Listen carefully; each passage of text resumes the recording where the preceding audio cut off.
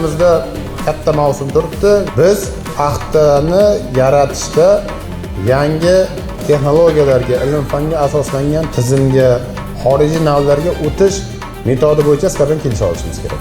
Bizda hisob bo'yicha 13095 gektar paxtamizda 11000 gektarga sizlar original Xitoy uslubida ekmoqchisizlar. Shundan 4000 ga plyonka ostiga, 7000 ga ochiq maydonga qo'shqator qilib 76 ton siqmada 1500 gektar maydonga o'zimizning mahalliy Buxoro 102 va Sulton navlarini ekmoqchisiz.